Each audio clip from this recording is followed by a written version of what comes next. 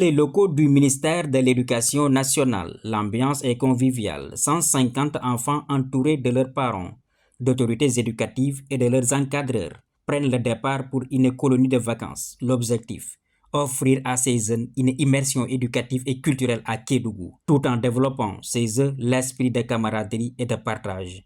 Cette colonie de vacances pour nous a pour sens, certes, de permettre aux enfants de se connaître, d'échanger et de s'épanouir, mais aussi de permettre aux parents d'élèves qui se sont sacrifiés, aux travailleurs du ministère qui ont travaillé durant toute l'année scolaire, d'offrir à leurs enfants un petit réconfort.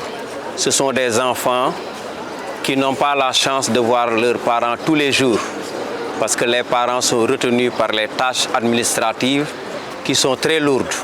On est très souvent au bureau très tôt, nous quittons très tard, nous sommes sur des missions de terrain, ce qui fait que les parents n'ont pas toujours l'opportunité d'être avec leurs enfants. Cette colonie de vacances, premier du genre au niveau du ministère, je pense que l'organisateur tout à l'heure, le DSAGE l'a rappelé, c'est la première fois que le ministère de l'Éducation s'attelle à une telle activité d'envergure, une activité pour les personnels. Parce qu'au-delà des personnels, au-delà des enfants, c'est les personnels que nous visons à travers les responsabilités familiales. L'initiative est de l'Association des femmes du ministère de l'Éducation nationale avec l'appui de leur tutelle. Cette première édition est organisée sous le thème Amitié, valeurs africaines et olympiques, piliers de la Teranga dans les activités éducatives.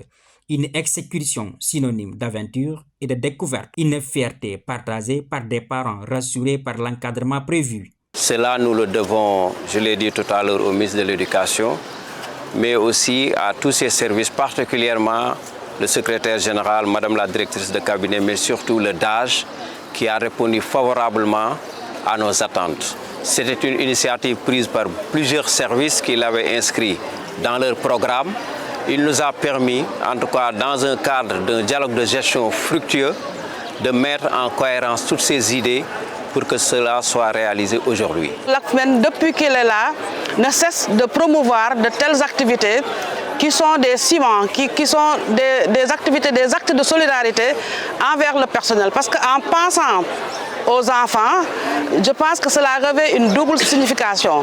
C'est déjà leur permettre d'avoir des loisirs, des moments de descente, de profiter des vacances, mais c'est aussi mettre l'humain au cœur de notre action au niveau du ministère de l'Éducation nationale. Après le signal officiel, destination vers le sud-est du pays, où les vacanciers devront séjourner jusqu'au 7 septembre. Une initiative novatrice qui pourrait bien devenir un rendez-vous annuel incontournable pour l'éducation nationale.